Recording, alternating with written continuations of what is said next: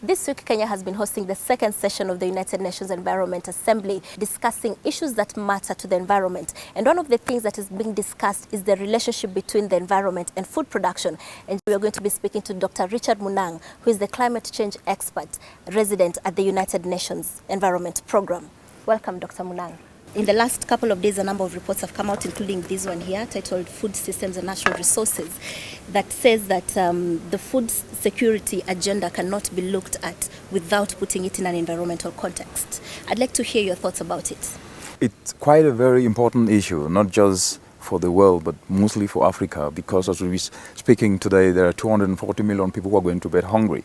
At the same time, the continent is losing the foundation of food security, which is its ecosystems. And this ecological degradation is costing soil erosion and soil degradation altogether, put in monetary perspective, is $68 billion annually.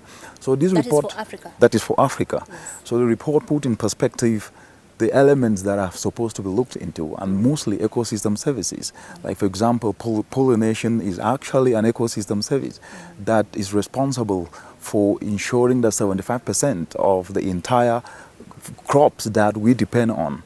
And at the same time, research have also shown that the pollinators, the quality of the pollinators and the quantity could actually increase agricultural production by 20%. So all this put in totality shows the essential aspect of environment in ensuring food security. One thing I found very interesting about this particular report here is that in the next couple of years there's going to be some sort of conflict between housing and food production, because the more population grows, the more the demand for housing rises. And housing, construction in its actual sense, seals the soil. The increase in population, for example, you take the African population today, currently about 1.1 billion and projected to increase to about 2.4 billion in less than 34 years as we speak. These population with the 240 million that are going to bed hungry will have to be fed on the same piece of land.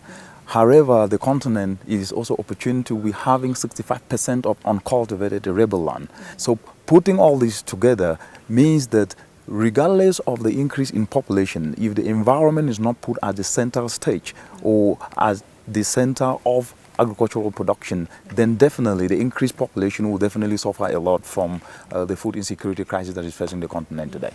I'd like to read you an excerpt from this report. Yes, it says, there's a part in the executive summary of this report, it says of the total input in the form of nitrogen and phosphorus fertilizers, only between 15 and 20% is actually embedded in the food that reaches the consumer's plate, implying that very large nutrient losses to the environment. Intensifying food system also requires using fertilizers. But if between 15 and 20% of the nutrients are only reaching the crops, why are we using fertilizers then? The application of organic fertilizer vis-a-vis synthetic fertilizers or inorganic fertilizers is a debate that has actually have a scientific position on that. Yes. But however, soil needs nutrients, soil needs nitrogen applications, but these must be done in ways that are not actually jeopardizing and disrupting the entire soil chemical processes, which nature could actually address through approaches working with nature. For example, the seeds, if you have seeds and you don't have water, then those seeds won't grow.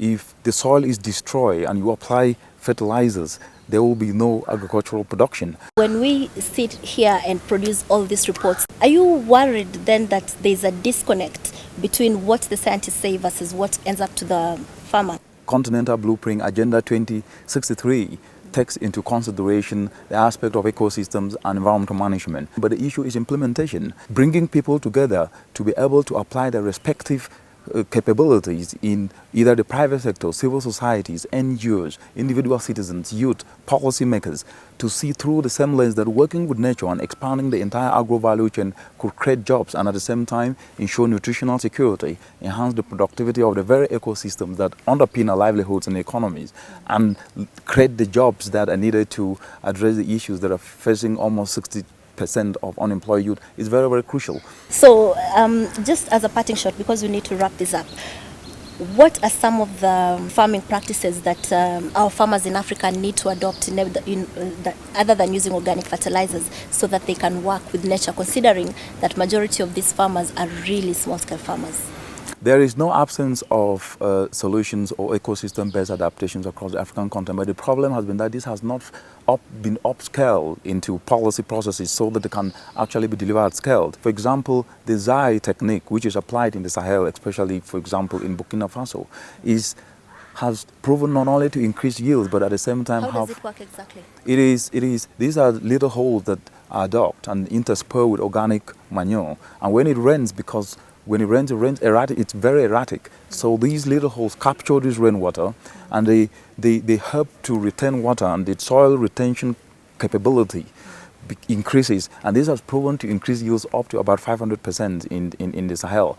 The northern part and northeastern Kenya are areas that have the same climatic profile like some of these areas in the Sahel. So exchanging this knowledge and at the same time bringing people together could actually start to address similar problems. So common problems, common solutions brought together could be able to address issues on monumental scale.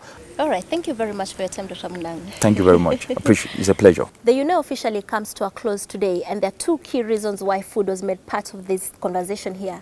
One is because food systems are a key part of the global 2030 sustainable agenda, and also because 60% of the biodiversity loss has been directly linked to food production, because food depends on natural resources, that is water and soil, hence the need to protect the environment.